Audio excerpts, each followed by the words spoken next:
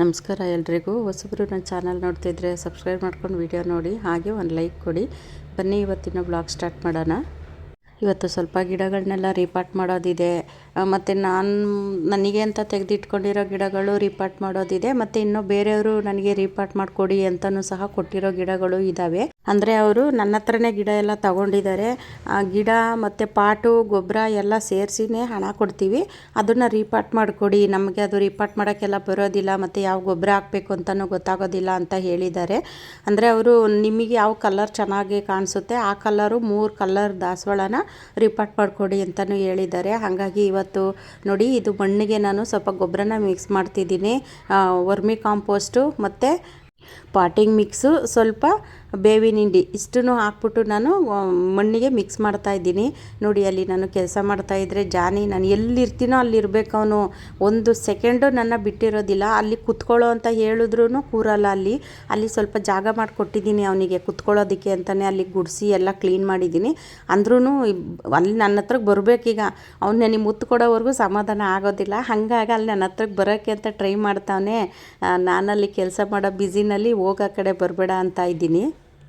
ನೋಡಿ, ನಾನು ಇವಾಗ ಇಷ್ಟು ಗೊಬ್ಬರ ಎಲ್ಲ ಹಾಕ್ಬಿಟ್ಟು ಚೆನ್ನಾಗೇ ಮಿಕ್ಸ್ ಮಾಡ್ಕೊಳ್ಳಿ. ಇದನ್ನು ನಾನು ಮಣ್ಣು ಚೆನ್ನಾಗಿರಬೇಕು. ನೀವು ಯಾವುದೇ ರೀಪಾಟ್ ಮಾಡಬೇಕಾದ್ರೂ ಮಣ್ಣು ಚೆನ್ನಾಗಿದ್ದರೆ ಮಾತ್ರ ಗಿಡಗಳು ಬರಬೇಕು. ಹಂಗಾಗಿ ನೋಡಿ, ಅದು ಮಣ್ಣಿಗೆ ನಾನು ಬೇವಿನ ಹಿಂಡಿ ಮತ್ತು ವರ್ಮಿ ಕಾಂಪೋಸ್ಟು ಮತ್ತು ಪಾಟಿಂಗ್ ಮಿಕ್ಸು ಈ 3 ಹಾಕಿ ಮಿಕ್ಸ್ ಮಾಡಿದ್ದೀನಿ. ನೋಡಿ, ಇವರು ಪರ್ಚೇಸ್ ಮಾಡಿರೋಂತಹ ಗಿಡದಲ್ಲಿ ಯಾವುದರಲ್ಲೂ ನೆಟ್ ಪ್ಯಾಕ್ ಇಲ್ಲ. ಈ 3 ಗಿಡದಲ್ಲೂ ನೆಟ್ ಪ್ಯಾಕ್ ಇಲ್ಲ. ಹಾಗಾಗಿ ನಾನು ಅಲ್ಲಿ ಬೆರಳಲ್ಲಿ ಈ ಥರ ಹಿಂಗೆ ಒತ್ತಿ ತೋರಿಸಿದ್ದೀನಿ. ನೋಡಿ, ಕೆಲವೊಂದು ಗಿಡಗಳಿಗೆ ನೆಟ್ ಪ್ಯಾಕ್ ಇರುತ್ತೆ, ಕೆಲವೊಂದು ಗಿಡಗಳಿಗೆ ನೆಟ್ ಪ್ಯಾಕ್ ಇರೋದಿಲ್ಲ. ಏನು ಮಾಡೋಕ್ಕಾಗೋದು. ಈ ಗಿಡಗಳು ಅವರು ತಗೊಂಡಿರೋಂತಹ 3 ಗಿಡದಲ್ಲಿ ನೆಟ್ ಪ್ಯಾಕ್ ಇಲ್ಲ. ಹಾಗಾಗಿ ನಾನು ಈ 3 ಗಿಡನೂ ರೀಪಾಟ್ ಮಾಡ್ತಿದ್ದೀನಿ. ಇನ್ನು ನೆಕ್ಸ್ಟು ನನಗೆ ಅಂತ ತೆಗೆದಿಟ್ಕೊಂಡಿದ್ದೀನಲ್ಲ, ಆ ಗಿಡದಲ್ಲಿ ನೆಟ್ ಪ್ಯಾಕ್ ಇದ್ದಾವೆ. ಅದನ್ನು ಯಾವ ರೀತಿ ರಿಮೂವ್ ಮಾಡಬೇಕು ಅನ್ನೋದನ್ನು ನಾನು ತೋರಿಸ್ತೀನಿ. ತುಂಬ ಜನ ಕೇಳ್ತಿದ್ದೀರಾ, ಅಕ್ಕ ನೆಟ್ ಪ್ಯಾಕ್ ಹೆಂಗೆ ತೆಗೆದು ಯಾವ ರೀತಿ ರೀಪಾಟ್ ಮಾಡೋದು, ನೆಟ್ ಪ್ಯಾಕ್ ತೆಗೆದ್ರೆ ಗಿಡಗಳು ಬದುಕುತ್ತಾ ಅಂತಲೂ ಸಹ ಕೇಳ್ತಿದ್ದೀರಾ. ನನ್ನ ಗಾರ್ಡನಲ್ಲಿರೋಂತಹ ಗಿಡಗಳನ್ನೆಲ್ಲ ನಾನು ನೆಟ್ ಪ್ಯಾಕ್ ತೆಗೆದಿನೇ ರೀಪಾಟ್ ಮಾಡಿಕೊಂಡು ಅಷ್ಟು ಚೆನ್ನಾಗಿ ಅವು ದೊಡ್ಡದಾಗಿ ಹೂವನ್ನು ಬಿಡ್ತಿದ್ದಾವೆ. ಅಂದರೆ ನೀವು ನೆಟ್ ಪ್ಯಾಕ್ ತೆಗಿಬೇಕಾದ್ರೆ ತುಂಬ ಹುಷಾರಾಗಿ ನೆಟ್ ಪ್ಯಾಕ್ ತೆಗೀರಿ. ಏಕೆಂದರೆ ಅದು ನೆಟ್ ಪ್ಯಾಕು ಕಟ್ ಮಾಡಬೇಕಾದ್ರೆ ಬೇರೆಗೇನಾದರೂ ತೊಂದರೆ ಆದರೆ ಗಿಡ ಸಾಯೋ ಚಾನ್ಸೇ ಇರುತ್ತೆ. ಹಂಗಾಗಿ ನೀವು ಆದಷ್ಟು ಹುಷಾರಾಗಿ ನೆಟ್ ಪ್ಯಾಕ್ನ ತೆಗೀರಿ. ಅಂದರೆ ಇದು ಬ್ಲೇಡೆಲ್ಲ ಇರುತ್ತಲ್ಲ, ಆ ಬ್ಲೇಡಲ್ಲೆಲ್ಲ ದಯವಿಟ್ಟು ತೆಗಿಯೋಕ್ಕೆ ಹೋಗಬೇಡಿ. ಏಕೆಂದರೆ ಅದು ಬ್ಲೇಡು ತುಂಬ ಶಾರ್ಪ್ ಇರುತ್ತೆ. ಸುಮ್ಮನೆ ಈ ಥರ ಹಿಂಗೆ ಕುಯ್ಯೋಕ್ಕೆ ಹೋದಾಗೆಲ್ಲ ಬೇರೆಲ್ಲ ಕುಯ್ಕೊಳ್ಳೋ ಚಾನ್ಸ್ ಇರುತ್ತೆ, ಮತ್ತು ಕೈಯೂ ಕುಯ್ಕೊಳ್ಳೋ ಚಾನ್ಸ್ ಇರುತ್ತೆ. ಯಾಕೆಂದರೆ ಇವೆಲ್ಲ ನನಗೆ ತುಂಬ ಚೆನ್ನಾಗಿ ಅನುಭವಗಳಾಗ್ಬಿಟ್ಟಿದೆ. ಹಾಗಾಗಿ ನೀವು ಈ ಥರ ಮಾಡ್ಕೋಬೇಡಿ ಅಂತ ಹೇಳ್ತಿದ್ದೀನಿ. ಸಿಸರ್ ಇರುತ್ತಲ್ಲ, ಒಂದು ಚಿಕ್ಕ ಸಿಸರ್ನ ತಗೊಂಡು ಅದರಲ್ಲೇ ಕಟ್ ಮಾಡಿ, ಚೆನ್ನಾಗಿ ಬರುತ್ತೆ. ಅದರಲ್ಲೇ ಆ ನೆಟ್ ಪ್ಯಾಕ್ ಒಂದು ಚೂರು ಉಳಿದೇ ಇರೋ ಥರ ಕಟ್ ಮಾಡಿ ತೆಗೆದುಬಿಡಿ. ನೋಡಿ, ಈ 3 ಗಿಡಗಳು ರೀಪಾಟ್ ಆಯಿತು. ನಾನು ಇದು 12 ಇಂಚಿನ ಪಾಟಲ್ಲಿ ರೀಪಾಟ್ ಮಾಡಿದ್ದೀನಿ. ಅವರಿಗೆ ನಾನು ಕೇಳಿದೆ ಎಷ್ಟು ಇಂಚಿನ ಪಾಟ್ ನಿಮಗೆ ಬೇಕು ಅಂದಿದ್ದಕ್ಕೆ ಅವರು 12 ಇಂಚಿನ ಪಾಟಲ್ಲಿ ಹಾಕ್ಕೊಡಿ ಅಂದರು. ಹಾಗಾಗಿ ನಾನು 12 ಇಂಚಿನ ಪಾಟಲ್ಲೇ ರೀಪಾಟ್ ಮಾಡಿ ಕೊಟ್ಟಿದ್ದೀನಿ. ಇನ್ನು ಅವರು ಗಿಡಗಳೆಲ್ಲ ರೀಪಾಟ್ ಮಾಡಿದ್ದಾಯಿತು 3 ಗಿಡ. ಇನ್ನು ನಾನು ತೆಗೆದಿಟ್ಕೊಂಡಿರೋಂಥ ಗಿಡಗಳನ್ನ ರೀಪಾಟ್ ಮಾಡ್ತಾ ಇದ್ದೀನಿ. ನೋಡಿ, ಇದಕ್ಕೆ ನಾನು ಗಾರ್ಡನ್ ವೇಸ್ಟು ಎಲ್ಲ ತುಂಬಿಸ್ಬಿಟ್ಟು ರೀಪಾಟ್ ಮಾಡ್ತಿದ್ದೀನಿ. ಅವರು ಪಾಟ್ಗೂ ಗಾರ್ಡನ್ ವೇಸ್ಟು ತುಂಬಿಸೋಣ ಅಂತ ಅಂದ್ಕೊಂಡೆ. ಯಾಕೆ ಅಂದರೆ ಅಕಸ್ಮಾತ್ ನಾವು ಇವಾಗ ಗಾರ್ಡನ್ ವೇಸ್ಟ್ ತುಂಬಿಸಿ ರೀಪಾಟ್ ಮಾಡಿದ್ರೆ ಆಮೇಲೆ ಅದು ಲಿಕ್ವಿಡ್ ಇಳಿಯುತ್ತಲ್ಲ, ಅವರೇನಾದರೂ ಅಸಹ್ಯ ಪಟ್ಕೋತಾರೋ ಏನೋ ಅಂತ ಅಂದ್ಬಿಟ್ಟು ನಾನು ಅದನ್ನು ತುಂಬಿಸಿಲ್ಲ. ಹಂಗಾಗಿ ನಾನು ನನ್ನ ಗಿಡಗಳಿಗೆ ಮಾತ್ರ ನಾನು ಗಾರ್ಡನ್ ವೇಸ್ಟನ್ನ ತುಂಬಿಸ್ಬಿಟ್ಟು ರೀಪಾಟ್ ಮಾಡೋದು. ನಾನು ಯಾವಾಗಲೇ ರೀಪಾಟ್ ಮಾಡಿದ್ರೂ ಅಷ್ಟೇ, ನಾನು ಗಾರ್ಡನ್ ವೇಸ್ಟು ತುಂಬಿಸಿ ರೀಪಾಟ್ ಮಾಡಿದ್ರೆ ನನಗೆ ಸಮಾಧಾನ ಆಗೋದು. ಯಾವುದೇ ರೀತಿ ಗೊಬ್ಬರ ಮಿಕ್ಸ್ ಮಾಡಿದ್ರೂ ಮಣ್ಣಿಗೆ ನನಗೆ ಗಾರ್ಡನ್ ವೇಸ್ಟ್ ತುಂಬಿಸ್ಬೇಕು, ಇಲ್ಲ ಅಂದರೆ ನಂಗೆ ಸಮಾಧಾನ ಆಗೋದಿಲ್ಲ. ಯಾಕೆಂದರೆ ಗಾರ್ಡನ್ ವೇಸ್ಟ್ ತುಂಬಿಸಿದ್ರೆ ಅದರಲ್ಲಿ ಚೆನ್ನಾಗೇ ಕೊಳ್ತು ಗೊಬ್ಬರನೂ ರೆಡಿಯಾಗುತ್ತೆ, ಗಿಡನೂ ಹೆಲ್ದಿಯಾಗಿ ಬರುತ್ತೆ. ಇನ್ನು ಇದು ಕಟಿಂಗಿಂದ ಬಂದಿದ್ದು ದಾಸವಾಳ. ಇದು ಡಬಲ್ ಪೆಟಲು. ಅದು ನೋಡಿ, ಚಿಕ್ಕ ಪಾಟಲ್ಲಿ ಇಟ್ಟಿದ್ದೆ ನಾನು, ಎಷ್ಟು ದೊಡ್ಡದಾಗಿ ಬೆಳ್ಕೊಂಡು ಹೋಗಿದೆ. ಅದರಲ್ಲಿ ಮೊಗ್ಗುಗಳು ಸ್ಟಾರ್ಟ್ ಆಗ್ತಾ ಇದೆ. ಇನ್ನು ಅದಕ್ಕೆ ಬೆಳೆಯೋಕ್ಕೆ ಅವಕಾಶನೇ ಆಗ್ತಾಯಿಲ್ಲ, ಅಷ್ಟು ಬೇರೆಲ್ಲ ತುಂಬ್ಕೊಂಡ್ಬಿಟ್ಟಿದೆ. ಒಂಥರ ಬೇರು ರೋಲ್ ಥರ ಆಗಿಬಿಟ್ಟಿದೆ. ಹಂಗಾಗಿ ಅದನ್ನು ತೆಗೆದು ರೀಪಾಟ್ ಮಾಡ್ತಾಯಿದ್ದೀನಿ. ನೋಡಿ, ಅದರಲ್ಲಿ 2 ಗಿಡ ಬಂದಿದೆ. ಹಂಗಾಗಿ ಅದನ್ನು ಸಪ್ರೇಟ್ ಮಾಡಿ ಇವತ್ತು ನಾನು ಅದನ್ನು 2 ಪಾಟಿಗೆ ರೀಪಾಟ್ ಮಾಡ್ತಿದ್ದೀನಿ. ಅಂದರೆ ಈ ದೊಡ್ಡ ಗಿಡನ ದೊಡ್ಡ ಪಾಟಿಗೆ ಹಾಕ್ತಾಯಿದ್ದೀನಿ. ಇದು ಸ್ವಲ್ಪ ಚಿಕ್ಕದಿದೆಯಲ್ಲ, ಹಾಗಾಗಿ ನಾನು ಚಿಕ್ಕ ಪಾಟಿಗೆ ಹಾಕ್ತಾಯಿದ್ದೀನಿ. ಇದನ್ನು ನನಗೆ ಕಟಿಂಗ್ ತಂದು ಕೊಟ್ಟಿದ್ದರು ಪವಿತ್ರ ಅನ್ನೋರು. ಅದು ತುಂಬ ಚೆನ್ನಾಗಿ ಬಂದಿದ್ದಾವೆ. 2 ಗಿಡ ನನಗೆ ಕಟಿಂಗ್ ಕೊಟ್ಟಿದ್ರು ಅವರು, 2 ಚೆನ್ನಾಗಿ ಬಂದಿದೆ. ಕಟ್ಟಿಂಗಿಂದನೂ ಈಸಿಯಾಗೂ ಸಹ ಬೆಳೆಸ್ಕೋಬೋದು. ದಾಸವಾಳ ಗಿಡ ಕಟ್ಟಿಂಗಿಂದ ಬರಲ್ಲ ಅನ್ನೋ ರೀತಿ ಏನೂ ಇಲ್ಲ. ಕಟ್ಟಿಂಗಿಂದ ನಾನು ಸುಮಾರು ಗಿಡಗಳನ್ನೂ ಸಹ ಬೆಳೆಸ್ಕೊಂಡಿದ್ದೀನಿ. ನೋಡಿ, ನಾನು ಇದು 10 ಇಂಚಿನ ಪಾಟಿಗೆ ರೀಪಾಟ್ ಮಾಡ್ತಾಯಿದ್ದೀನಿ. ಅದು 12 ಇಂಚಿನ ಪಾಟು, ಇದು 10 ಇಂಚಿನ ಪಾಟಿಗೆ ನಾನು ನೀವು ಯಾವಾಗಲೇ ರೀಪಾಟ್ ಮಾಡಬೇಕಾದ್ರೂ ಅಷ್ಟೇ, ಚಿಕ್ಕ ಗಿಡ ಇದ್ದಾಗ ಚಿಕ್ಕ ಪಾಟಲ್ಲಿ ರೀಪಾಟ್ ಮಾಡ್ಕೊಳ್ಳಿ, ದೊಡ್ಡ ಗಿಡ ಇದ್ದಾಗ ದೊಡ್ಡ ಪಾಟಲ್ಲಿ ರೀಪಾಟ್ ಮಾಡ್ಕೊಳ್ಳಿ. ಯಾಕೆ ಈ ಥರ ಹೇಳ್ತೀನಿ ಅಂದರೆ, ನೀವು ಚಿಕ್ಕ ಗಿಡ ತೊಗೊಂಡೋಗಿ ದೊಡ್ಡ ಪಾಟಲ್ಲಿ ರೀಪಾಟ್ ಮಾಡಿದ್ರೆ ಅದು ಗಿಡ ಡೆವಲಪ್ ಆಗೋದಿಲ್ಲ, ಬರೀ ಬೇರು ಮಾತ್ರ ಬೆಳ್ಕೊಳ್ತಾ ಹೋಗುತ್ತೆ ಹೊರತು ಗಿಡ ಡೆವಲಪ್ ಆಗೋದಿಲ್ಲ. ಹಂಗಾಗಿ ನೀವು ಫಸ್ಟು ಚಿಕ್ಕ ಪಾಟಲ್ಲಿ ರೀಪಾಟ್ ಮಾಡ್ಕೊಳ್ಳಿ. ಅದು ಚೆನ್ನಾಗಿ ಬೆಳೆದು ದೊಡ್ಡದಾದಮೇಲೆ ನೀವು ಬೇಕಾದ್ರೆ ದೊಡ್ಡ ಪಾಟಿಗೆ ರೀಪಾಟ್ ಮಾಡ್ಕೋಬೋದು. ಯಾಕೆಂದರೆ ಇವೆಲ್ಲ ನನಗೆ ತುಂಬ ಚೆನ್ನಾಗಿ ಅನುಭವ ಆಗಿಬಿಟ್ಟಿದೆ. ಹಂಗಾಗಿ ನಾನು ಮಾಡಿದ ತಪ್ಪುಗಳನ್ನ ನೀವು ಮಾಡಬೇಡಿ ಅನ್ನೋದಕ್ಕೋಸ್ಕರ ನಾನು ಹೇಳ್ತಿದ್ದೀನಿ ಅಷ್ಟೇ. ಮೊದಲು ನಾನು ಇದೇ ರೀತಿ ಮಾಡ್ತಾಯಿದ್ದೆ, ನನಗೆ ಗೊತ್ತಾಗ್ತಾ ಇರಲಿಲ್ಲ. ದೊಡ್ಡ ಪಾಟ್ಗೆ ಚಿಕ್ಕ ಗಿಡ ತೊಗೊಂಡೋಗಿ ರೀಪಾಟ್ ಮಾಡ್ತಾಯಿದ್ದೆ. ಆಮೇಲೆ ಅದು ಡೆವಲಪ್ ಆಗದೆ ಇದ್ದಾಗ ನನಗೆ ಯಾಕೆ ಈ ಥರ ಆಗ್ತಿದೆ ಅಂತ ನೋಡಿದಾಗ ಅದು ಮತ್ತೆ ನಾನು ಆ ಪಾಟಿಂದ ತೆಗೆದಾಗ ಬರೀ ಬೇರೆ ಬೆಳ್ಕೊಂಡಿರುತ್ತೆ. ಅವಾಗಿಂದ ನಾನು ಚಿಕ್ಕ ಗಿಡನ ಚಿಕ್ಕ ಪಾಟಲ್ಲೇ ರೀಪಾಟ್ ಮಾಡ್ತೀನಿ. ಚಿಕ್ಕ ಪಾಟಲ್ಲಿ ರೀಪಾಟ್ ಮಾಡಿದಾಗ ಅದು ಎಷ್ಟು ಚೆನ್ನಾಗೆ ಬೆಳೆದು ಹೂವು ಬರುತ್ತೆ ಅದರಲ್ಲಿ ಅಂದರೆ, ಅದು ಬೇರೆಲ್ಲ ತುಂಬ ಚೆನ್ನಾಗೆ ಬಿಟ್ಕೊಳ್ಳುತ್ತಲ್ಲ. ಆಮೇಲೆ ನೀವು ದೊಡ್ಡ ಪಾಟಿಗೆ ರೀಪಾಟ್ ಮಾಡ್ಕೊಳ್ಳಿ. ಇದು 2 ಗಿಡ ಪರ್ಪಲ್ಲು, ಅಂದರೆ ಡಬಲ್ ಪೇಟಲ್ಲು. ನನಗೆ ಫಸ್ಟಿಗೆ ಒಂದು ಗಿಡ ಹಾಕ್ಕೊಂಡಿದ್ದೀನಿ, ಇರಲಿ ಅಂದ್ಬಿಟ್ಟು ನಾನು ಇನ್ನೂ 2 ಗಿಡ ಎಕ್ಸ್ಟ್ರಾ ರೀಪಾಟ್ ಮಾಡಿ ಇಟ್ಕೊತಿದ್ದೀನಿ. ಯಾಕೆಂದರೆ ಇವೆಲ್ಲ ತುಂಬ ರೇರ್ ಕಲರು, ಸಿಗೋದಿಲ್ಲ, ತುಂಬ ಹುಡುಕಿದ್ರೂ ಸಿಗೋದಿಲ್ಲ. ನನಗೆ ಇವು ಒಂದು ಕಡೆ ತುಂಬ ಗಿಡಗಳು ಸಿಕ್ಕಿತ್ತು. ನಾನು ಒಂದು 300 ಗಿಡ ಏನೋ ತೊಗೊಂಬಂದು ಇಟ್ಕೊಂಡಿದ್ದೆ. 300 ಗಿಡದಲ್ಲಿ ಎಲ್ಲ ಖಾಲಿಯಾಗಿ ಇನ್ನೊಂದು 4-5 ಗಿಡ ಇದ್ದಾವೆ ಅಷ್ಟೇ. ಅದರಲ್ಲಿ ನಾನೊಂದೆರಡು ಗಿಡನ ಎತ್ತಿಟ್ಟಿದ್ದೀನಿ, ಅವನ್ನ ಇವತ್ತು ರೀಪಾಟ್ ಮಾಡ್ತಾಯಿದ್ದೀನಿ. ನೋಡಿ, ಅದರಲ್ಲಿ ನೆಟ್ ಇದ್ದಾವೆ. ಕೆಲವೊಂದು ಗಿಡದಲ್ಲಿ ನೆಟ್ ಪ್ಯಾಕ್ ಇರುತ್ತೆ, ಕೆಲವೊಂದು ಗಿಡದಲ್ಲಿ ನೆಟ್ ಪ್ಯಾಕ್ ಇರೋದಿಲ್ಲ. ನೋಡಿ, ಈ ಥರ ಒಂದು ಸಿಸರ್ನ ತಗೊಂಡು ಈ ಥರ ಹುಷಾರಾಗಿ ಕಟ್ ಮಾಡಿ, ಬ್ಲೇಡಲ್ಲೆಲ್ಲ ಕಟ್ ಮಾಡೋಕ್ಕೆ ಹೋಗಬೇಡಿ. ಯಾಕೆಂದರೆ ಕೆಲವೊಂದು ಸತಿ ಬ್ಲೇಡಲ್ಲಿ ಕಟ್ ಮಾಡಿ ನಾನು ಕೈ ಕುಯ್ಕೊಂಡಿರೋ ಚಾನ್ಸು ಇದೆ. ಹಂಗಾಗಿ ನಾನು ಆವತ್ತಿಂದ ಬ್ಲೇಡ್ ಸುದ್ದಿಗೆ ಹೋಗೋದಿಲ್ಲ. ಈ ಥರ ಸಿಸರಲ್ಲಿ ನಿಧಾನಕ್ಕೆ ಕಟ್ ಮಾಡಿ ತೆಗೀರಿ. ನೋಡಿ, ಅದರಲ್ಲಿ ನೆಟ್ ಪ್ಯಾಕ್ ಇದೆ. ಅಂದರೆ ನಾನಿವಾಗ ರೀಪಾಟ್ ಮಾಡ್ತಾ ಇರೋವಂತಹ ಗಿಡದಲ್ಲಿ 2ರಲ್ಲೂ ನೆಟ್ ಪ್ಯಾಕ್ ಇದ್ದಾವೆ. ಹಂಗಾಗಿ ಈ ಥರ ನೆಟ್ ಪ್ಯಾಕ್ ಎಲ್ಲ ತೆಗೆದು ಹುಷಾರಾಗಿ ರೀಪಾಟ್ ಮಾಡ್ತು ಅಂದರೆ ನೀವು ಗಿಡಗಳನ್ನ ಉಳಿಸ್ಕೋಬೋದು. ನೀವು ನೆಟ್ ಪ್ಯಾಕ್ ತೆಗಿಬೇಕಾದ್ರೆ ಏನಾದರೂ ಬೇರೆಲ್ಲ ಕಟ್ಟಾದರೆ ಅದು ಗಿಡ ಬದುಕೋದು ಡೌಟು. ಹಾಗಾಗಿ ಹುಷಾರಾಗಿ ತೆಗೆದು ರೀಪಾಟ್ ಮಾಡ್ಕೊಳ್ಳಿ. ನೋಡಿ, ಇವೆಲ್ಲ ತುಂಬ ರೇರ್ ಕಲರ್ಗಳು, ಡಬಲ್ ಪೆಟಲ್ಲು. ಹಂಗಾಗಿ ಇದನ್ನು ಜೋಪಾನ ಮಾಡಿ ನಾವು ಉಳಿಸ್ಕೋಬೇಕು. ಕೆಲವೊಂದೊಂದು ಸರಿ ನಮಗೆ ಬೇಕಾದ ಗಿಡಗಳು ನಾವು ಎಷ್ಟೇ ಹುಡುಕಿದ್ರೂ ಗಿಡಗಳು ಸಿಗೋದಿಲ್ಲ. ಆ ಸಿಕ್ಕಿದಾಗ ತಗೊಂಡು ನಾವು ಅದನ್ನು ಜೋಪಾನ ಮಾಡಿ ಉಳಿಸ್ಕೊಬಿಡ್ಬೇಕು. ಈ ಪರ್ಪಲ್ಲು ತುಂಬ ದಪ್ಪನ ಸೈಜಲ್ಲೆಲ್ಲ ಹೂ ಬಿಡುತ್ತೆ. ಅದರಲ್ಲೂ ಅದು ಕಲ್ಲರೇ ಎಷ್ಟು 2 ಕಲರ್ ಇರುತ್ತೆ ಈ ಪರ್ಪಲಲ್ಲಿ. ತುಂಬಾ ಚೆನ್ನಾಗಿರುತ್ತೆ ನೋಡೋಕ್ಕೆ. ಹಾಗಾಗಿ ನಾನು 2 ಗಿಡನ ಇರಲಿ ಅಂದ್ಬಿಟ್ಟು 2 ಗಿಡ ರೀಪಾಟ್ ಮಾಡ್ಕೊತಾ ಇದ್ದೀನಿ. ಮಣ್ಣು ಚೆನ್ನಾಗಿತ್ತು ಅಂದರೆ ಯಾವುದೇ ಗಿಡಗಳಾದ್ರೂ ಅಷ್ಟೇ ಚೆನ್ನಾಗಿ ಬರುತ್ತೆ.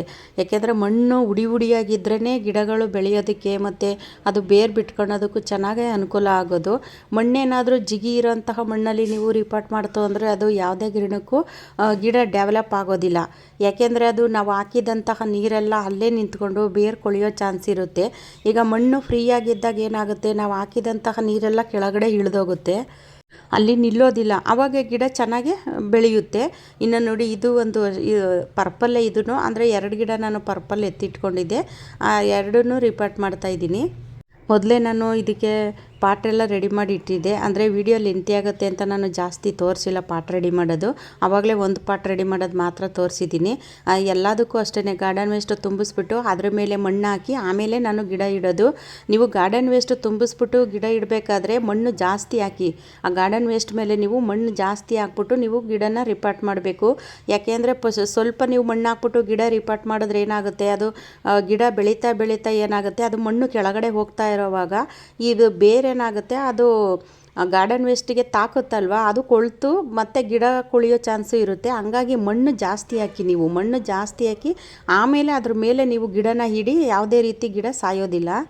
ನೋಡಿ, ಇದರಲ್ಲೂ ಅಷ್ಟೇ ನೆಟ್ ಪ್ಯಾಕ್ ಇದೆ. ಅದು ನೆಟ್ ಪ್ಯಾಕ್ ಇರೋದನ್ನು ನಾನು ಹುಷಾರಾಗಿ ತೆಗಿತಾ ಇದ್ದೀನಿ. ತೆಗೆದು ಆಮೇಲೆ ರಿಪಾರ್ಟ್ ಮಾಡ್ತೀನಿ.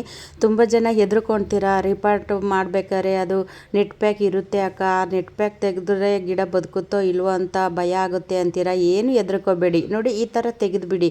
ತೆಗೆದುಬಿಟ್ಟು ನೀವು ರೀಪಾಟ್ ಮಾಡಾದಮೇಲೆ ಹೆಚ್ಚು ಮಳೆ ನೀರು ಬೀಳೋ ಅಂತಹ ಜಾಗದಲ್ಲಿ ಇಡಬೇಡಿ. ಆದಷ್ಟು ಸ್ವಲ್ಪ ನೀರು ಕಡಿಮೆನೇ ಹಾಕಿ. ಏನು ಒಂದು ದಿನ ನೀರು ಹಾಕಿಲ್ಲ ಅಂದರೆ ಏನೂ ಆಗೋದಿಲ್ಲ, ಅದು ಮಣ್ಣಲ್ಲಿ ತೇವ ಇರುತ್ತೆ. ಗಿಡ ಚೆನ್ನಾಗಿ ಸೆಟ್ ಆಗೋವರೆಗೂ ಆದಷ್ಟು ನೀರು ಕಡಿಮೆ ಹಾಕಿ. ನೀವು ಯಾವುದೇ ಒಂದು ಗಿಡ ರೀಪಾಟ್ ಮಾಡಾದ್ಮೇಲೂ ಅಷ್ಟೇ ನೀರು ಆದಷ್ಟು ಕಡಿಮೆ ಹಾಕಿ. ಏಕೆಂದರೆ ನೀರು ಜಾಸ್ತಿ ಆಯಿತು ಅಂದರೆ ಗಿಡ ಯಾವ ಗಿಡನೂ ಬದುಕೋದಿಲ್ಲ, ಸತ್ತೋಗ್ಬಿಡುತ್ತೆ. ಹಂಗಾಗಿ ನಾನು ಪ್ರತಿಯೊಂದು ವಿಡಿಯೋದಲ್ಲಿ ಹೇಳ್ತೀನಿ, ನೀರು ಆದಷ್ಟು ಕಡಿಮೆ ಹಾಕಿ. ಮತ್ತು ರೀಪಾಟ್ ಮಾಡಾದಮೇಲೆ ಬಿಸಿಲಲ್ಲಿ ಇಡಬೇಡಿ, ನೆರಳಲ್ಲಿಡಿ. ಒಂದು 3-4 ದಿವಸ ಆದ್ರೂ ನೀವು ನೆರಳಲ್ಲಿಟ್ಟರೆ ಅದು ಗಿಡ ಚೆನ್ನಾಗಿ ಸೆಟ್ ಆಗೋದು. ಬಿಸಿಲಲ್ಲಿಟ್ಟಾಗ ಏನಾಗುತ್ತೆ, ಅದು ಬಾಡೋಗುತ್ತೆ, ಗಿಡ ಬಾಡೋಗಿ ಮತ್ತು ಸಾಯೋ ಚಾನ್ಸು ಇರ್ಬೋದು. ಹಂಗಾಗಿ ನೀವು ಆದಷ್ಟು ರೀಪಾಟ್ ಮಾಡಾದಮೇಲೆ ಮತ್ತು ಮಳೆ ನೀರು ಜಾಸ್ತಿ ಬೀಳೋ ಅಂತಹ ಜಾಗದಲ್ಲಿ ಇಡಬಾರ್ದು ಮತ್ತು ಬಿಸಿಲಲ್ಲಿ ಇಡಬಾರ್ದು. ಈ 2 ವಿಷಯನ ಆದಷ್ಟು ನೆನಪಲ್ಲಿ ಇಟ್ಕೊಳ್ಳಿ. ನೋಡಿ, ಇದನ್ನು ಅಷ್ಟೇ, ಅದು ನೆಟ್ ಪ್ಯಾಕ್ ಎಲ್ಲ ತೆಗೆದುಬಿಟ್ಟು ನಾನು ಅದನ್ನು ರೀಪಾಟ್ ಮಾಡಿದ್ದೀನಿ. ಅಂದರೆ ಚಿಕ್ಕ ಪಾಟಿಗೆ ಮಾಡಿದ್ದೀನಿ ಇದನ್ನು. ಆಮೇಲೆ ಅದು ಇನ್ನೂ ಚೆನ್ನಾಗಿ ಬೆಳೆದು ದೊಡ್ಡದಾದಮೇಲೆ ಬೇರೆ ದೊಡ್ಡ ಪಾಟಿಗೆ ಮಾಡೋಣ ಅಂದ್ಬಿಟ್ಟು ಅದು ಚಿಕ್ಕ ಪಾಟಲ್ಲೇ ರೀಪಾಟ್ ಮಾಡಿದ್ದೀನಿ, 10 ಇಂಚಿನ ಪಾಟಲ್ಲಿ. ಇನ್ನು ಇದು ಕಾಕಡ ಗಿಡ ನಾನು ಚಿಕ್ಕ ಪಾಟಲ್ಲಿ ಮಾಡಿದ್ದೆ, ಅದು ಎಷ್ಟು ದೊಡ್ಡದಾಗಿ ಬೆಳೆದಿದೆ ನೋಡಿ. ಇವಾಗ ನಾನು ಅದು ದೊಡ್ಡ ಬಕೆಟಿಗೆ ರೀಪಾಟ್ ಮಾಡೋಣ ಅಂತ ತೊಗೊಂಡಿದ್ದೀನಿ. ನೋಡಿ, ಈ ಥರ ಚಿಕ್ಕ ಪಾಟಲ್ಲೇ ನೀವು ಚಿಕ್ಕ ಗಿಡನ ಚಿಕ್ಕ ಪಾಟಲ್ಲೇ ರೀಪಾಟ್ ಮಾಡಬೇಕು. ನಾನು ಒತ್ತಿ ಒತ್ತಿ ಹೇಳ್ತಿದ್ದೀನಿ ನೋಡಿ. ಇಷ್ಟು ಬೆಳೆದು ದೊಡ್ಡದಾದಮೇಲೆ ಬೇಕಾದ್ರೆ ನೀವು ದೊಡ್ಡ ಪಾಟಿಗೆನೂ ಸಹ ಹಾಕೋಬೋದು. ನೋಡಿ, ಇದು ಎಷ್ಟೊಂದು ಬೇರೆಲ್ಲ ಬಿಟ್ಕೊಂಡಿದೆ. ಅದು ಇನ್ನೂ ಚೆನ್ನಾಗಿ ಡೆವಲಪ್ ಆಗೋಲ್ಲ ಅಂತ ನಂಗೆ ಗೊತ್ತಾಯಿತು. ಹಂಗಾಗಿ ಇವಾಗ ತೆಗೆದು ಸಪ್ರೇಟ್ ಮಾಡೋಣ ಅಂದ್ಬಿಟ್ಟು ತೆಗಿತಾ ಇದ್ದೀನಿ. ನೋಡಿ, ಅದು ಬೇರು ಬಿಡಿಸೋ ಅಷ್ಟೊತ್ತಿಗೆ ಸಾಕಾಗೋಯ್ತು ಇವತ್ತಂತೂ. ಅಷ್ಟು ಎಲ್ಲ ರೋಲ್ ಥರ ಸುತ್ತಾಕೊಂಬಿಟ್ಟಿದೆ. ಯಾಕೆ ಅಂದರೆ ಅದು ಗಿಡ ದೊಡ್ಡದಾಗಿ ಬೆಳೀತಾ ಇದೆಯಲ್ವ, ಅದಕ್ಕೆ ಜಾಗ ಆಗ್ತಾಯಿಲ್ಲ, ಬೇರು ಬಿಟ್ಕೊಳೋದಕ್ಕೆ ಜಾಗ ಆಗ್ತಾಯಿಲ್ಲ. ಇಂಥ ಸಮಯದಲ್ಲಿ ನಾವು ದೊಡ್ಡ ಪಾಟಿಗೆ ಹಾಕಿದಾಗ ಅದು ಚೆನ್ನಾಗೇ ಬೆಳವಣಿಗೆ ಆಗುತ್ತೆ. ನಮ್ಗೆ ಅದರಿಂದ ಹೆಚ್ಚು ಹೂವನ್ನು ಸಹ ಬಿಡುತ್ತೆ. ನಾನು ಅದು ಸ್ವಲ್ಪ ಬೇರೆಲ್ಲ ಟ್ರಿಮ್ ಮಾಡಿಬಿಟ್ಟು ಮತ್ತೆ ಇವಾಗ ರೀಪಾಟ್ ಮಾಡ್ತಿದ್ದೀನಿ. ಯಾಕೆಂದರೆ ಅದು ಬೇರು ಹಂಗೆ ಇಡ್ತು ಅಂದರೆ ಮತ್ತೆ ಇನ್ನೂ ಜಾಸ್ತಿ ಅದು ಬೇರು ಬೆಳ್ಕೊಳ್ತಾ ಹೋಗುತ್ತೆ. ಹಂಗಾಗಿ ನಾವು ರೀಪಾಟ್ ಮಾಡಬೇಕಾದ್ರೆ ಸ್ವಲ್ಪ ಬೇರನ್ನ ಟ್ರಿಮ್ ಮಾಡಿ, ಏನು ಗಿಡ ಸಾಯುತ್ತೆ ಅನ್ನೋ ಚಿಂತೆ ಬೇಡ. ಸ್ವಲ್ಪ ಅದು ಬೇರೆಲ್ಲ ಟ್ರಿಮ್ ಮಾಡಿಬಿಟ್ಟು ರೀಪಾಟ್ ಮಾಡ್ತು ಅಂದರೆ ಅದು ಚೆನ್ನಾಗಿ ಗಿಡ ಡೆವಲಪ್ ಆಗುತ್ತೆ, ಅದು ಚೆನ್ನಾಗೂ ಸಹ ಸೆಟ್ ಆಗುತ್ತೆ. ಬೇರೆ ಟ್ರಿಮ್ ಮಾಡಿಬಿಟ್ಟಿದ್ದೀವಿ, ಗಿಡ ಬದುಕುತ್ತೋ ಇಲ್ವೋ ಅನ್ನೋ ಥರ ಚಿಂತೆ ಏನು ಮಾಡಬೇಡಿ. ನೋಡಿ, ಇವಾಗ ಅದೆಲ್ಲ ರೀಪಾಟ್ ಮಾಡಿದ್ದಾಯಿತು. ನಾನು ಅದಕ್ಕೆ ನೀರೆಲ್ಲ ಹಾಕ್ಬಿಟ್ಟು ಲಾಸ್ಟಲ್ಲಿ ಒಂದೊಂದು ಸ್ವಲ್ಪ ಎಪ್ಸಮ್ ಸಾಲ್ಟನ್ನ ಹಾಕಿ. ಜಾಸ್ತಿ ಹಾಕ್ಬಾರ್ದು ಎಪ್ಸಮ್ ಸಾಲ್ಟು, ಒಂದೊಂದು ಸ್ವಲ್ಪ ಹಾಕಿ. ಯಾಕೆ ಅಂದರೆ ಅದು ಬೇರು ಬಿಟ್ಕೊಳ್ಳೋದಕ್ಕೆ ಅನುಕೂಲ ಆಗುತ್ತೆ ಎಪ್ಸಮ್ ಸಾಲ್ಟ್ ಹಾಕೋದ್ರಿಂದ. ಮತ್ತು ಗಿಡ ಇದು ಆಯಾಸ ಆದಂಗೆ ಆಗಿರುತ್ತಲ್ಲ, ಅದೆಲ್ಲನೂ ಚೇತರಿಸ್ಕೊಳ್ಳೋದಕ್ಕೋಸ್ಕರ ನಾವು ಈ ಎಪ್ಸಮ್ ಸಾಲ್ಟನ್ನ ಹಾಕೋದು. ನೋಡಿ, ನೀವು ಯಾವುದೇ ಒಂದು ಗಿಡ ರೀಪಾಟ್ ಮಾಡಾದ್ಮೇಲೂ ಅಷ್ಟೇ ಈ ಥರ ಒಂದೊಂದು ಸ್ವಲ್ಪ ಹಾಕ್ಬಿಟ್ಟು ನೆರಳಲ್ಲಿಡಿ. ಆದಷ್ಟು ನೆರಳಲ್ಲಿಡೋದಕ್ಕೆ ಪ್ರಯತ್ನ ಪಡಿ. ಮತ್ತು ಬಿಸಿಲಲ್ಲೆಲ್ಲ ಮತ್ತು ಯಾವುದೇ ಕಾರಣಕ್ಕೂ ಇಡಬೇಡಿ. ಒಂದು 4-5 ದಿನ ಮಾತ್ರ ನೆರಳಲ್ಲಿಡಿ, ಆಮೇಲೆ ಬೇಕಾದರೆ ನೀವು ಬಿಸಿಲಲ್ಲಿಡ್ಬೋದು. ಇನ್ನು ಇದೊಂದು ಗುಲಾಬಿ ಗಿಡ, ಇದು ಬಟನ್ ರೋಸು. ಗೊಂಚಲಾಗಿ ಹೂ ಬಿಡುತ್ತೆ. ಫಸ್ಟು ನನ್ನ ಗಾರ್ಡನಲ್ಲಿ ಇತ್ತು, ಅಂದರೆ ಚಾನಲ್ ಶುರು ಮಾಡೋದಕ್ಕಿಂತ ಮುಂಚೆ ಇತ್ತು, ಅದು ಹೋಯ್ತು. ಹಾಗಾಗಿ ಇವಾಗ ಗಿಡಗಳಿದ್ವಲ್ಲ, ಇದು ಬಟನ್ ರೋಸು, ಅಂದರೆ ಇದು ಪಿಂಕು, ಇದನ್ನು ನಾನು ಒಂದು ರೀಪಾಟ್ ಮಾಡ್ಕೊತಾ ಇದ್ದೀನಿ. ಎಷ್ಟು ಚೆನ್ನಾಗಿ ಹೂ ಬಿಡುತ್ತೆ ಅಂದರೆ ಹೇಳೋಕ್ಕೆ ಸಾಧ್ಯ ಇಲ್ಲ, ಅಷ್ಟೊಂದು ಚೆನ್ನಾಗಿ ಹೂ ಬಿಡುತ್ತೆ ಇದು ಬಟನ್ ರೋಸು. ಆದರೂ ಗೊಂಚಲು ಹೂ ಬಿಡುತ್ತೆ. ಅದು ಎಷ್ಟು ಅಂದರೆ ಪಿಂಕು ತುಂಬ ದೊಡ್ಡ ಸೈಜಲ್ಲೂ ಹೂ ಬಿಡುತ್ತೆ. ಕೆಲವೊಂದು ಬಟನ್ ರೋಸು ಅಂದರೆ ತುಂಬ ಚಿಕ್ಕದಾಗಿ ಬಿಡುತ್ತಲ್ಲ, ಆ ಥರದ್ದಲ್ಲ ಇದು, ಸ್ವಲ್ಪ ದೊಡ್ಡ ಸೈಜಲ್ಲೆಲ್ಲ ಹೂ ಬರುತ್ತೆ ಇದು. ನೋಡಿ, ಅಲ್ಲಿ ನಾನು ಕೆಲಸ ಮಾಡ್ತಾಯಿದ್ರೆ ಜಾನಿ ಅಲ್ಲೇ ಮಲ್ಕೊಂಡಿದ್ದಾನೆ. ಪಾಪ ಅವನು ಹೋಗೋದೇ ಇಲ್ಲ. ಜನ್ಮದ ಋಣನೂ ಬಂದನೋ ಏನೋ ಗೊತ್ತಿಲ್ಲ. ಈ ಜನ್ಮದಲ್ಲಿ ನನಗೆ ನಾಯಿ ರೂಪದಲ್ಲಿ ಬಂದು ನನ್ನ ಜೊತೆನೇ ಇದ್ದಾನೆ, ನನ್ನ ಕಾಯ್ತಾನೆ ಅವನು. ನೋಡಿ, ಎಲ್ಲ ಲಾಸ್ಟಲ್ಲಿ ತೋರಿಸ್ತಾ ಇದ್ದೀನಿ. ರೀಪಾಟ್ ಮಾಡಿ ಆದಮೇಲೆ ನಾನು ಇಲ್ಲಿ ನೆರಳಿಗಿಟ್ಟಿದ್ದೀನಿ. ಈ ವಿಡಿಯೋ ಇಷ್ಟ ಆದರೆ ಬೇರೆಯವರಿಗೆ ಶೇರ್ ಮಾಡಿ. ಮುಂದಿನ ವಿಡಿಯೋದಲ್ಲಿ ಸಿಗ್ತೀನಿ. ಎಲ್ರಿಗೂ ಧನ್ಯವಾದಗಳು.